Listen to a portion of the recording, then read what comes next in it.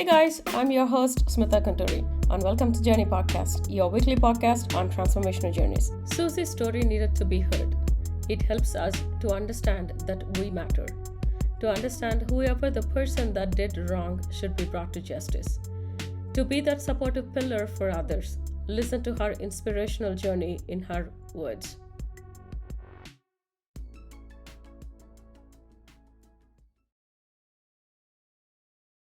Hello everybody, I have Suzi Dent with me. Suzi bravely came forward to British police in 2014, taking the stand in court as a bad character witness in the criminal trial of one of the UK's best-known TV personalities, Rolf Harris.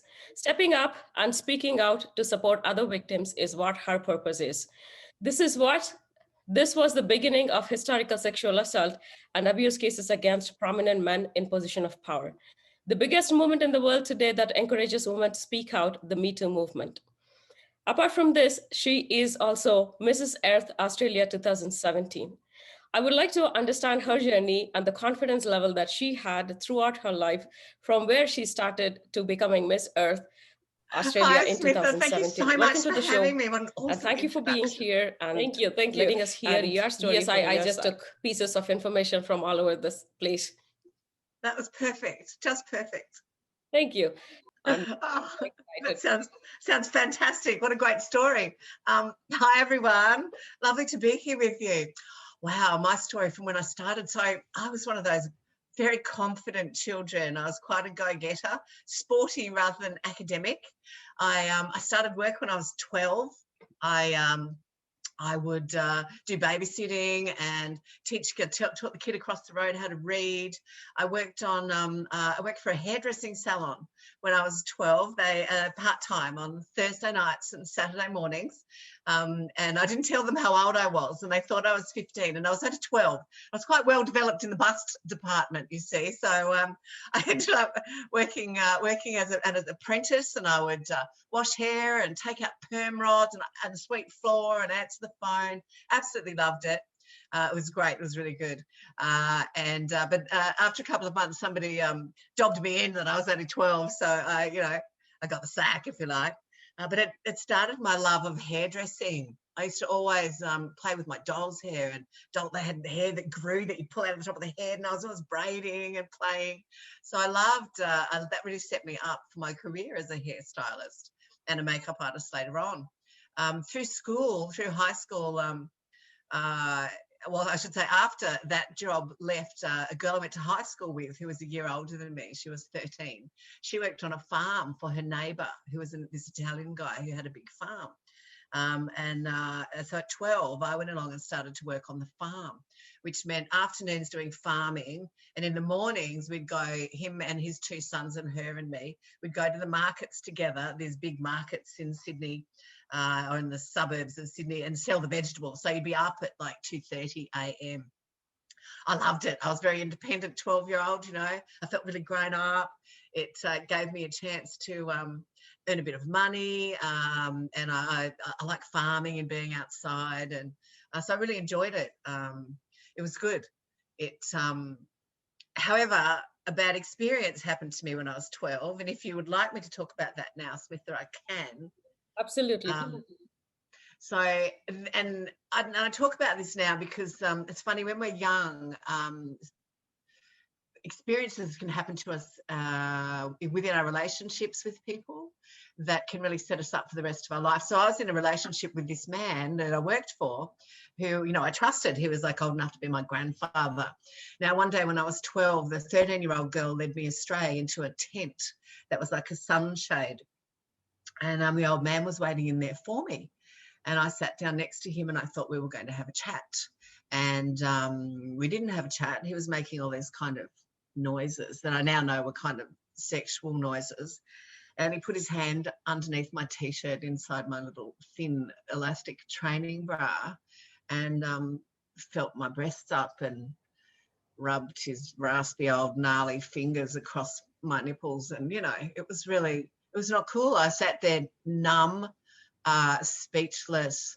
And when it was all finished, he paid me some money, which was my pay, and a little bit more. And I was like, I couldn't get out of there fast enough. It was time for me to go home. I waited out the front of the farm for my dad to come and pick me up. I didn't say anything to my parents. I was brought up by a Sunday school teacher, by God, as a modest, say your prayers every night, Sunday school, church, everything. I was not, back then, we're talking about 1974, 12-year-old girls were children. We didn't have access to social media. We wore kids' clothes, you know. We didn't have anything, any exposure to anything. I wasn't allowed to watch, I was only allowed to watch PG, and only just when I was 12 in my house. So it really did my head in. I didn't have a good relationship with my mother because she was a narcissist.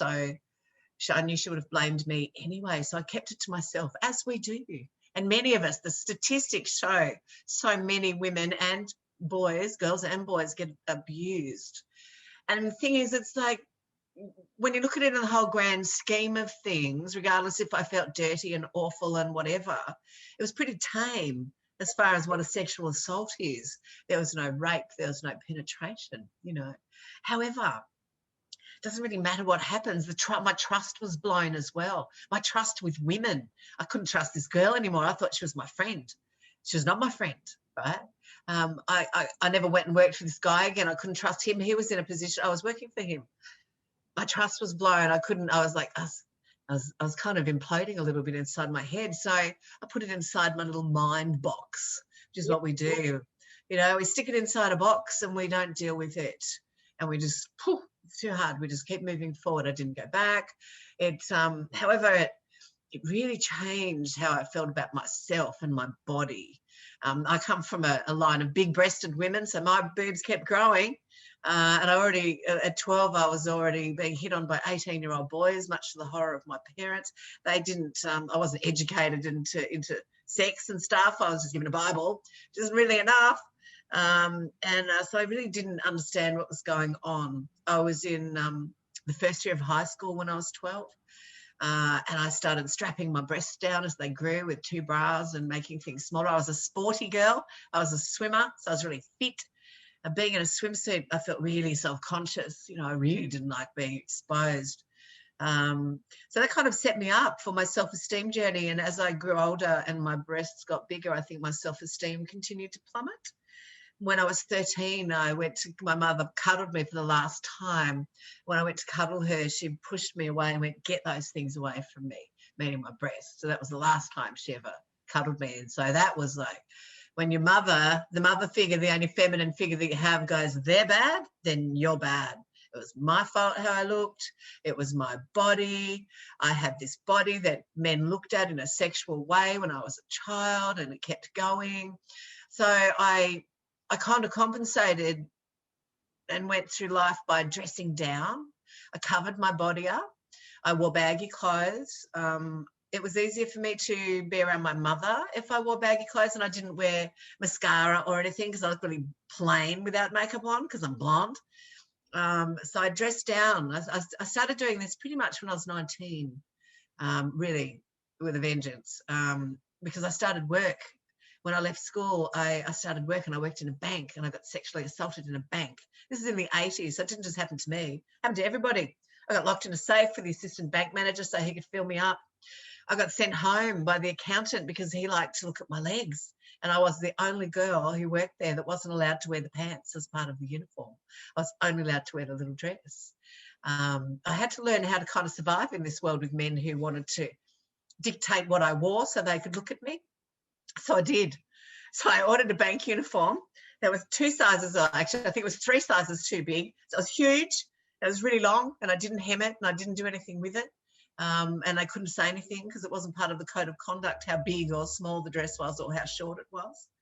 At the same time, I was working a second job in this a restaurant. And the restaurant manager, the uniform had these slits up the side till at the knees. And he liked to take me into the office, this is the 80s, all right, and rip my dress to the waist every shift, right? Because that's how he got his jollies. And I'd get the stapler off his dress, and I'd go, ka-chunk, ka-chunk, ka-chunk, ka-chunk, ka-chunk, and I'd staple the hem back again, and I'd go to work, and the next night it'd happen again. I have a really wicked sense of humour, all right? Now, these things weren't funny. These are things that I was going through.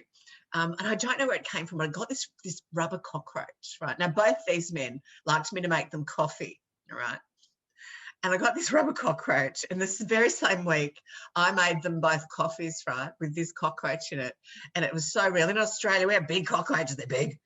They're massive. They're not little things. They're like, ah! So I put the cockroach, first of all, in the accountant's coffee. And the screams from this man when he got to the bottom of his coffee cup were priceless. It was great. And I did it to the other guy as well, and he completely freaked out. Neither man ever asked me to make them a coffee again. The dress ripping stopped. I was able to start wearing the pants again. I empowered myself at 19, and I realised that what I looked like and how I wore things and how I behaved was how I needed to empower myself. So that was my episode then, and I finished high school, and that was the bank, obviously, and I realised that my passion was makeup, because I'd always been into makeup. My mother was an Avon lady, so I was surrounded by Avon and the smells of these tiny little lipsticks that were really cut really beautifully. It was lovely. And back then there was only one school in the entire country of Australia that was a theatrical arts college that trained people to be makeup artists. And I lived in Sydney, and my father got me in because I was overseas at the time, having a holiday, a backpacking holiday when I was 20, and he got me in, and which was great because I'd done my Duke of Edinburgh's award, and I'd been quite an accomplished child, always achieving highly and being really self-confident and winning awards in sport. Not so much academia, but the Duke of Edinburgh is like an award that has a lot of social aspects to it. So there's a lot of volunteering in it. And I did that and learned a lot about myself as I was a young person up until I finished high school at 17. And that helped me my entire life, get every job I've ever gone through for, which is great, which is really good. It's good to build your self-confidence like that, and self-confidence and self-esteem are actually two different things. You can fake having self-confidence, but you can't fake having self-esteem. Sometimes you can push through things, so it is different.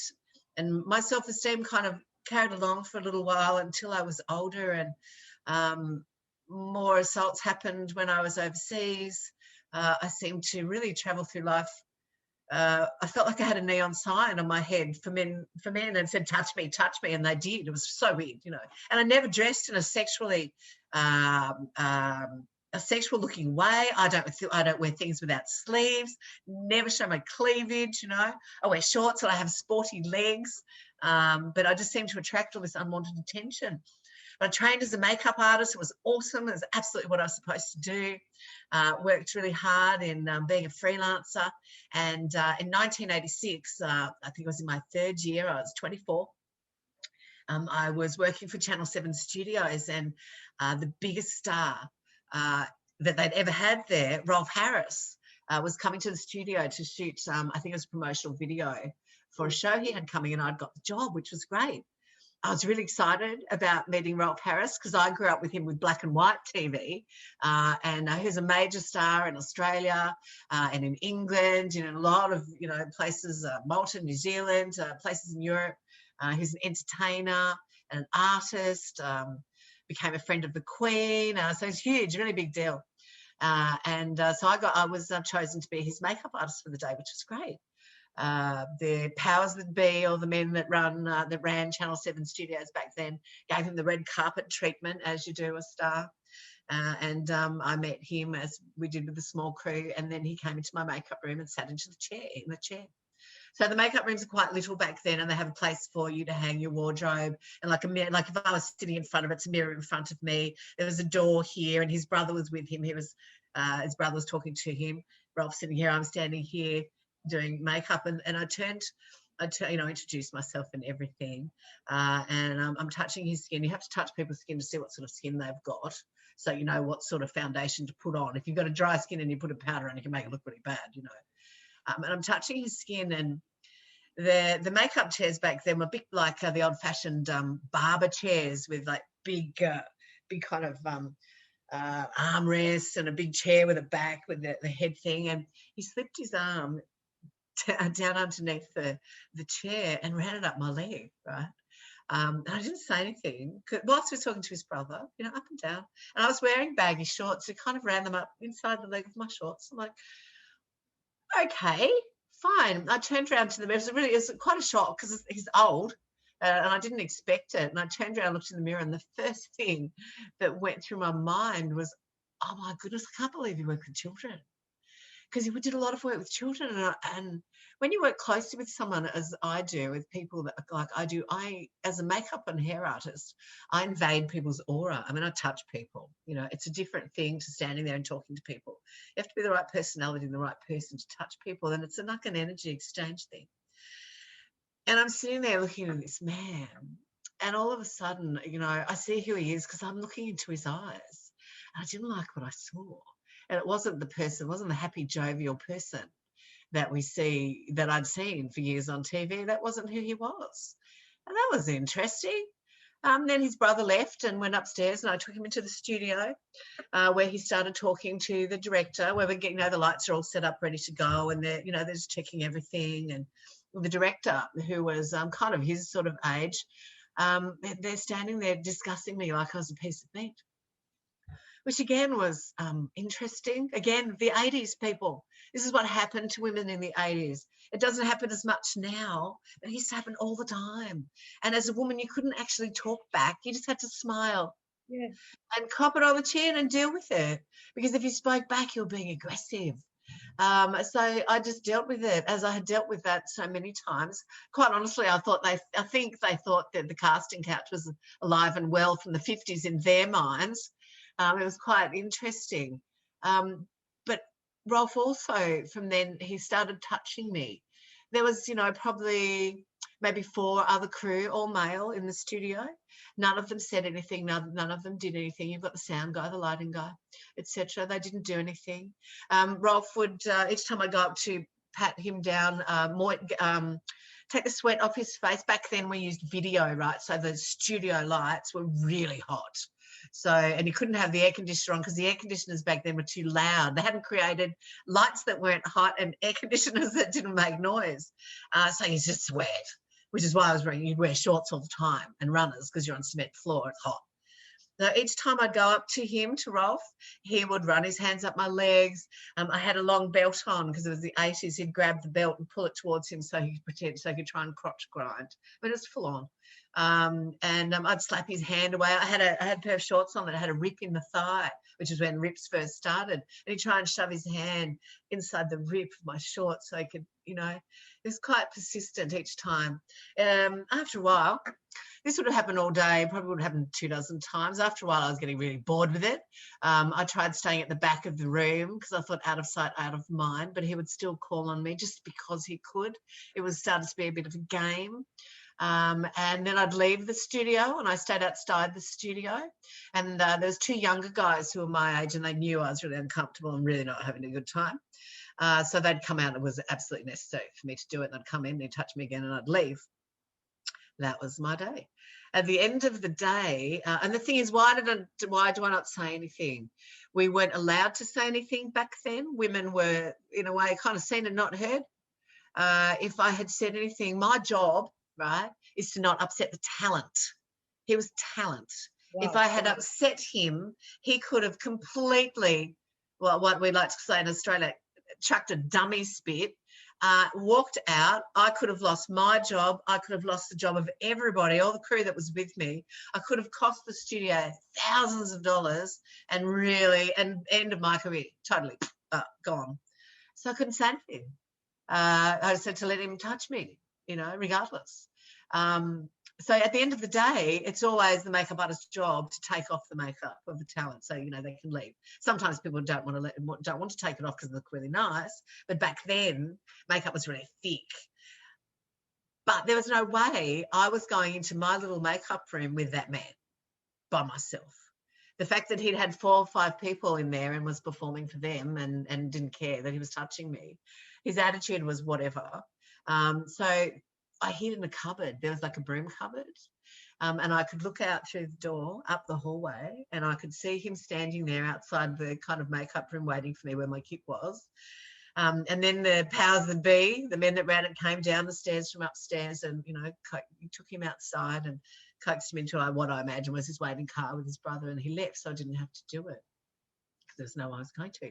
When I went to, so I packed up my stuff and went and spoke to the makeup artist that was the supervisor of Channel 7. He was actually somebody that I knew. And I complained, and I said, I just spent the worst day being groped by a dirty old man. And she said to me, oh, I thought you knew. His nickname is the Octopus. Flashback for me to when I was 12, being thrown to the lions by another woman, and that's exactly what had happened. And I really lost faith in this woman then, which is unfortunate. I would have loved to have had a heads up because I'm really good at psychology and controlling myself, just being warned. And it's great to be warned with talent. You know, if I've got an ego, you know how to stroke them the right way, you know what to do. I was given no warning. She was really flippant about it. She didn't care. And then she passed on this message to me, and which was pretty much upstairs, passed a message to me telling me that they wanted to commend me on how I'd handled the situation. And I stood there and I thought, but I've only just complained. And then I realised that all these men were sitting upstairs in the control room watching. So I had the men upstairs watching, I had the men in the studio watching, and they're all watching. And nobody says a thing and nobody stops anything. So thank goodness we're in 2020 now, or 2021, I should say. And this sort of thing does not happen as much as it should, you know. And so that was in 1986 that happened. And I happily worked as a makeup artist for years and years and years. From that moment, I didn't change what I wore. What I changed about myself was that Rolf Harris was the last man that ever touched me again without me wanting to or inviting him. I became very mouthy and exceptionally good at my use of the F word anytime someone got in my way. I told everybody when I went home. My parents knew, my best friends knew. I didn't keep it a secret. It was disappointing. So I told everybody. My whole career, people have asked me, who's the best person and the worst person that you've worked with? And my career is now coming on to 37 years long. The best person is whoever I've worked with at the time, but the worst person has always been him. In 2014, I was watching TV. Actually, it was 2013. I was watching TV. I was at home by myself and watching. I was at home watching I'll start that again. In 2014, I was watching a current affairs program about this girl who had come forward and was talking about how Rolf Harris had assaulted her when she was 15. She was part of a dance troupe that was working with him, and he had assaulted her, and she was bringing a case against him for sexual assault. And I watched this program and I saw how she was being treated online by the interviewer and the press. And I knew that she wasn't lying because I had had my own experience with Rolf Harris. And I thought, I have to come forward for this woman, because the 12-year-old girl inside of me who had been assaulted and never said anything was listening to the 15-year-old girl inside this woman who was 49 going, I'm here, sister. I'm coming forward. So at the end of the show, I said nothing to my husband at the time. I just did a bit of emailing, and I found out that it was called Operation U-Tree in the UK. I sent off an email, missed the mark the first time, and then the second email I found the right place. And the police over there contacted me. I'd said things like, I actually said the word the octopus and gave them some things that they might have not known. And they contacted me, and that began my journey of being chosen by the judge to come forward as a bad character witness in the Rolf Harris child sexual assault court case. It was a moment in time that I didn't think about. It was nothing that I gave much thought to. I found out there was more women who were children when he molested them. We were offered in the beginning, when I came forward, we were offered anonymity by the police, which was great, you know. And then as the case, as it moved on, and I knew they were very serious and they were taking it very seriously. They really wanted to do justice to the victims that had come forward against Rolf Harris, and there was many, many of them. And there's many of us from all over the world, and we all had very similar stories. So they put all these things forward as a part of the court cases, what they do. And I was asked to write a letter to the judge, because all of a sudden, I think it's Consolidated Press over in the UK and Europe, they wanted access to the bad character witnesses. They wanted us, they wanted our names, they wanted our details. So I was asked how I felt about having my name released to the world, basically. I wrote a very succinct letter, which I was really pleased with. And my answer to the judge was that if he thought that it was okay to drag my name through the press, so that I could be verbally assaulted and memed and, you know, basically all those sort of things that we know that people do, that was his choice and that was his call. But I was still going to come forward, because as far as I'm concerned, if I didn't stand forward for these women and come up and tell my story and my truth, it was like they were getting assaulted all over again. So I was like, so be it, mate. If that's what you want to do, go for it. I was chosen to be a bad character witness by the judge on the strength of that, which was great. He decided that the press weren't going to get access to us, which was wonderful. And I was granted lifetime anonymity, which was good. However, there was after that happened, I was at home by myself and I was watching a current affairs program. No, it was the news actually. I heard these words. I thought, hang on, I said that. And there's a split screen in front of me and there's all my words going up the screen and there's a male newsreader actually saying my words in the letter or the email that I'd sent to the judge.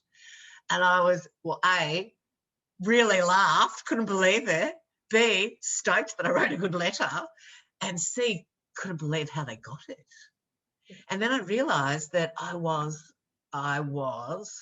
my story, whatever I said was part of like the public domain. That I had to be really careful with how I moved forward from now on, because I was being watched.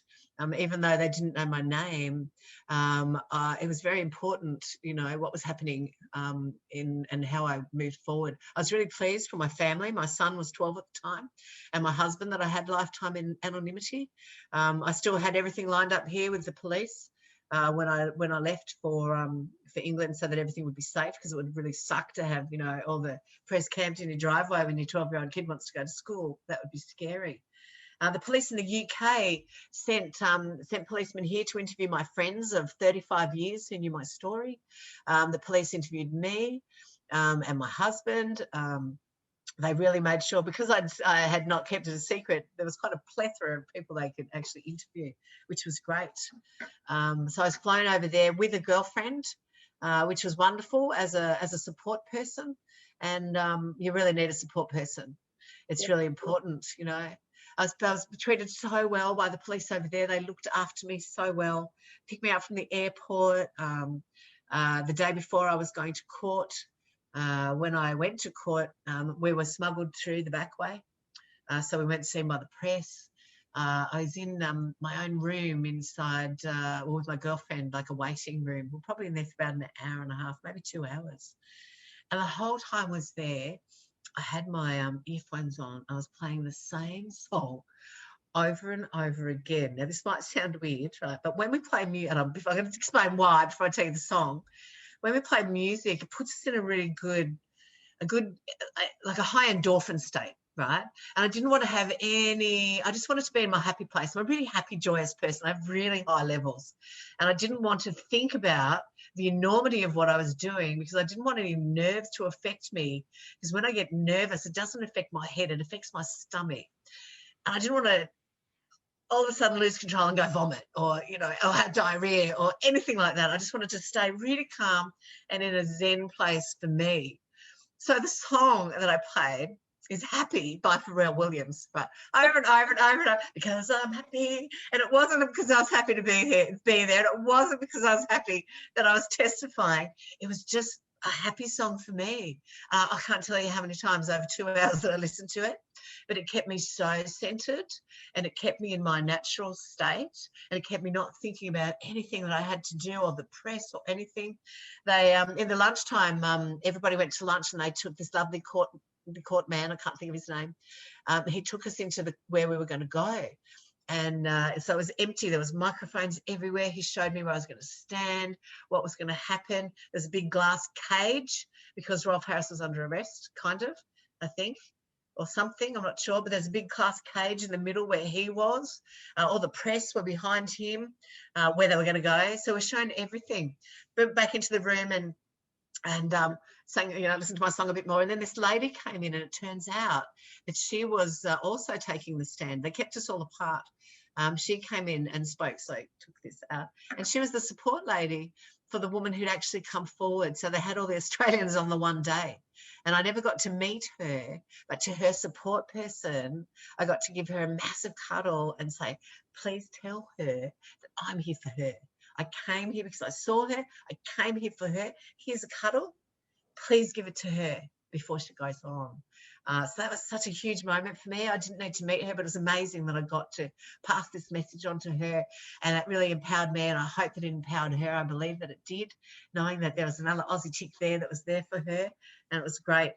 So when it was my turn, I got smuggled in with my girlfriend through this kind of side, almost like a cupboard door into the courtroom, and it was packed. It was full of people. And I was given instructions not to look at him at all by my lovely policeman. Don't look at him. I want, you stand here. I want you to look. So if I'm taking my stand, the judge is here, the jury's in front of me. I'm allowed to look just here, and it's got the prosecution, both lawyers down here, both teams. And he said, don't look at him and don't look at anything else. So I thought, I'm just going to do what I'm told. So I didn't look. I answered the questions. I even talked about my underpants I was wearing, because back then it was the beginning of the G-string. It was like a triangle front and a string around and a triangle back, which is kind of why Rolf Harris kept trying to shove his hand further and further up my shorts, because he couldn't feel my undies, right? So I talked about my undies, and the jury's laughing, and I did everything. Look, it was good. And the very, very end, and I got to tell my truth, and they tried to trick me and all that sort of stuff as they do it. At the very, very end, his lawyer called me a liar, which is her job and what she's meant to do. But when you're called a liar, I've just talked about your undies, and I'm such an honest person. Like, I can't be bothered lying. I wouldn't have gone all the way over the other side of the world to lie. Why? But it really threw me, and it was such a surprise and a shock that I snorted with derision. I'd never done that before. And I was kind of, the anger and the upsettedness just started building fast. And I turned around to get off the stand, and I looked right at Rolf Harris in his tennis thing. I looked right at him, and I looked at nobody else. And I glared at him the entire time. I walked out, and I'm looking, and he turned his chair. He did not look at me once. He turned his entire chair around. I looked the other way, and the press were behind him, and they're watching me. It's called a stare down, I found out, staring Rolf Harris down as I walked out the courtroom. My girlfriend's sitting here. I'm going, let's go. I grabbed my bag, and my anger and everything, I was like building up. And I pushed the doors to get out of the courtroom, and they were really big doors. Unbeknownst to me, they were really light.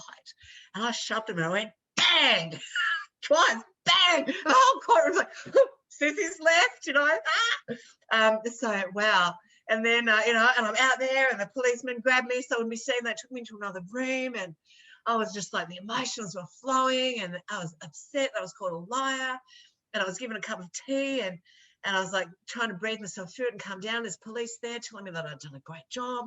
And then the man who, I can't remember his name right now, who's in charge of the whole thing, he came into me, and he knelt down and he stood in front of me, and knelt down in front of me, took my hand and told me what a great job I'd done, and how proud he was of me, and what a good thing I'd done, and all that sort of stuff. And it was a really huge moment, and I felt, it was just big. It was big, it was huge, and I felt like I'd done the right thing, and I calmed down, and my breathing calmed down, and it was done. My job was done. And I got taken home with Ellie, my girlfriend, and the very next day, that night, the headlines of me were around the world. And I'll tell you what, it's really freaky reading about yourself in the newspapers, the nameless, faceless me, because they weren't allowed to describe what I looked like, and they weren't allowed to say my name. And the press all seem to write the same sort of story. It's like one story is approved, and then they all print it. And my favourite, I've got to say, was Australian television makeup artist dramatically stares down Rolf Harris in court. I'm like, yeah, that was me. That was cool. I was like, rah, power woman. So everything that I read, I know it was so cool. My friends at home, and I couldn't tell many people, but there was just a few choice people that knew, were just like, that's our Suzi, rah. So it's really good. And reading that, I knew there are lots of other witnesses coming forward. I knew there had witnesses that had come forward. I knew that there was a lady who had to stand behind a blanket in the courtroom that they rigged up for her because she could not eyeball him. She couldn't be seen. She only managed to get in court, and she was 50. And that's just no good. And that does my head in. And my headline came out, and it was strong and it was feisty. And I just thought, I hope this helps you, honey, because I'm here for you. And I'm really buffy, you know. And so it was an empowering moment, and all the headlines about me, I'm so pleased, are all very empowering, which I believe is what other victims needed. And that's why we come forward and step forward and do what we do. And that's why I come forward and tell my story, to empower other women and men to come forward and tell their story, because that's going to help them heal. So we have this collective healing happening. It's like shooting out around the world with the press and what's going on. More and more women came forward. We ended up, it was amazing. But the very next day, strangely enough, I got discovered by the BBC. I was found by the press day 2. And because, pretty sure it's because they found my CV online, and on my CV it says I work for the Royal Paris. And the court, you know, in great creativity, nicknamed me SD. Okay, for Suzi Dent. So, yeah, that's real hard to find, isn't it? It's like, yeah, okay, right. Real good there. Love the creativity there. And then for the next, I was hounded by this producer of the BBC. It was hilarious. You know, I told her I wasn't coming forward, that it wasn't about me, that I didn't wish to be made the poster girl for groping, because I totally appreciated exactly what was going to happen to me if I did come forward. And it's what happened to other women who came forward. So I said no several times. And even along this journey with her, the press are very manipulative. Yeah. At one stage, she actually called me on the telephone, and she hadn't done that. She'd been emailing to tell me that that my name had been released in court, right? Which meant catastrophic things happening here to my family. And I was in England, and she's going to think they're going to find me, but they could find my family, they could find my friends, and that's not cool. So I ring my husband, and I was a bit panicked, and he's just like, no, they didn't. She's lying to you. This is just all rubbish. So I breathed into it, had my girlfriend with me, and thought, no, I've just got to chill. And of course, no, it was rubbish.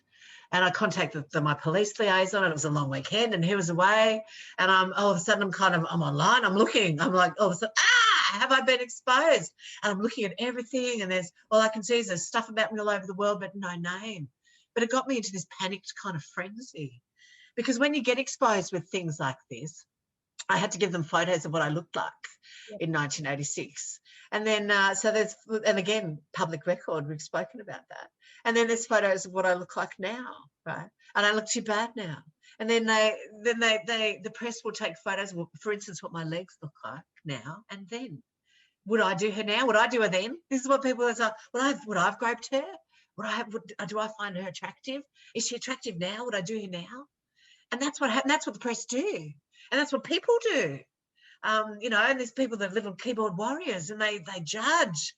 And back then, what was happening was all the negativity that is put out there by the press and by people judge. And I reached out to the policeman that was looking after me, and it was a long weekend, so he was on holiday, so I couldn't reach out to him. So I had to just keep myself calm and stay off looking at things on social media.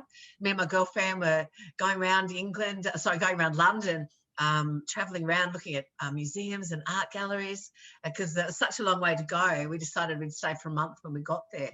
So it's really the beginning of our holiday. So I thought, I'm just going to have to breathe through it and chill out, and trust my husband and believe that, you know, my name didn't get released in court, and it didn't. It was distressing that I was baited like that, though, and I was baited like that by this producer, because she wanted the show, because it was a big deal. It's all that advertising bucks, isn't it? She even said to me, she said, "Oh, we can blank your face out.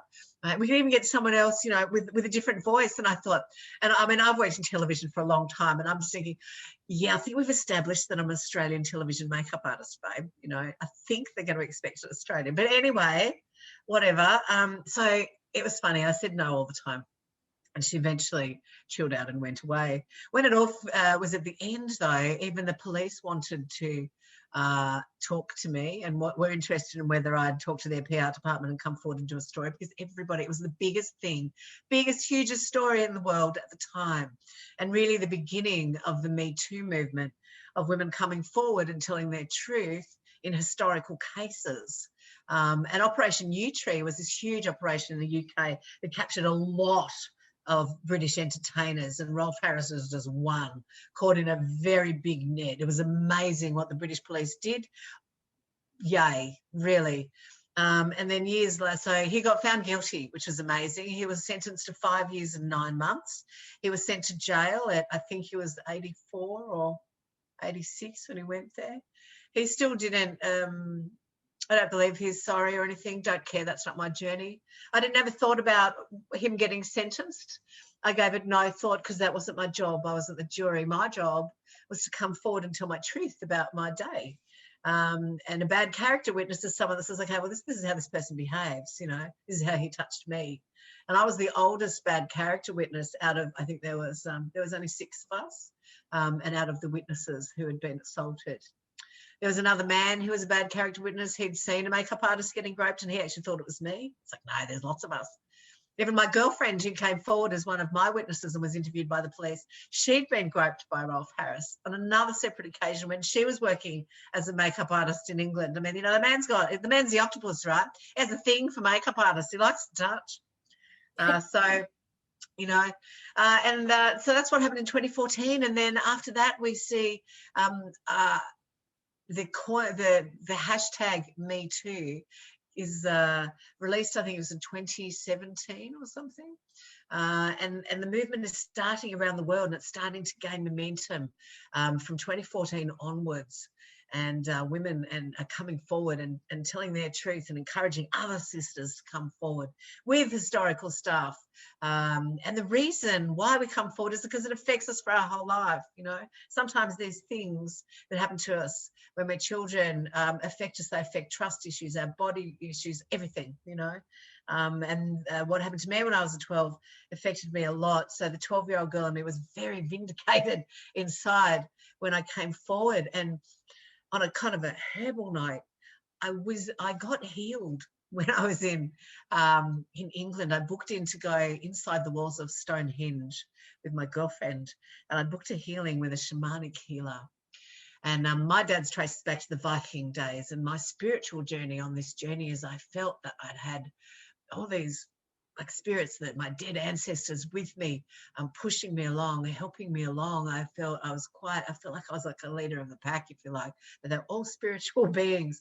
And it was very spiritually emotional kind of time for me, because I was very aware of what I was doing. It was a really big deal, and I was really being coached along. My husband was kind of suffering from depression at the time, so wasn't as emotionally supportive as he could have been for me. So I was really quite alone in my journey. He was going through anger issues too. So I was really quite alone in my journey. So I booked in this healing, and inside the walls of Stonehenge, it was such a spiritual place. And the healer that took us in there were like banging the drum, you know, and we walked in the way our ancestors would have walked in, and with a staff with a crystal on it. And we got blessed with water from the Chalice Well, which is a religious place that Jesus is said to have gone to. Buckets of tears flowed out of me. I think the 12-year-old girl just went, everything, every man, everything. It all just I forgave. I learnt forgiveness inside the walls of Stonehenge. It all just poured out of me. My face changed. I looked different from the beginning of my Stonehenge journey to an hour later after my healing. It was profound. Oh. It was profound. I was changed. It was the beginning of my journey to the adult that you see before you today. It was really a very profound thing. And it was really wonderful. And it brought me to alert healing. My father had died only 8 months before this was happening. And I realized when I was in England that I was still talking about him in present tense. And my girlfriend that was with me, we've been friends since I was 21. And, you know, and we're best friends, so she knows me really well. We got to go to these places and share, you know, I could talk through this journey that I was going on. That was pretty big, you know. It was when I had never thought of myself as a victim, Smitha. And when I was in England, I was a victim, and they called me a victim, and they referred to me as a victim. I never thought of myself as a victim, and they were and I was a victim of sexual assault. I never thought about that, so it was a bit of a mind trip for me going over there, as I think it was for all the other women that went forward. You know, what he did to me was no big deal, really. It was just another bloke who groped me all day, and I had a bad day with a dirty old man. But going back to that day, went back to my 12-year-old. I went back to I had to think about the things and the men that had happened before then, and, you know, actually having been, you know, raped or had unwanted sex, I used to call it, you know.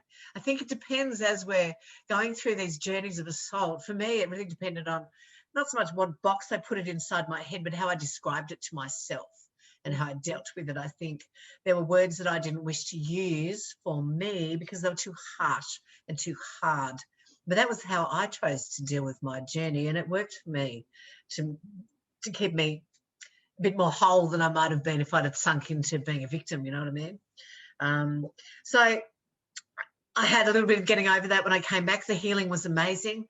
I got to, I've spoken to you about how I covered myself up and dressed down and all that sort of stuff. And I've mentioned how my husband was depressed. He was kind of depressed for 8 years, and he was angry. He was angry and he was depressed. He was suffering from anxiety, and things were not happy in my life. And in 2017, I was pretty miserable, and both he and I were stuck in this groundhog day of his anger and his depression, and I was going down and down and down and down and down. And it had been happening since 2014. I was quite skinny in 2014 because you develop anxiety things, you know. However, I realised in 2017, as I was listening to motivational videos and motivational speaking on my walk, that we're the only ones that can change our lives. No one's going to change it for us. Nobody's going to save us. And I realised that I needed to save myself. So I put my hands up to source love, God, if you will, whatever you want to call our universe and life. And I reached out with both hands, and I put my manifestation, my wish out, and that I wanted to change, that I needed to change, and that I needed help. A couple of weeks later, right, I got a call. I got contacted by the Mrs. Earth Australia beauty pageant. So far, you have heard her inspiring story. In next episode, you will hear her transformation from a 12-year-old low self-esteem girl to be a Mrs. Earth Australia 2017. Okay, thank you for tuning in, and you can find me on all the socials at Smitha Gunturi and the show notes for any resources mentioned. See you next week.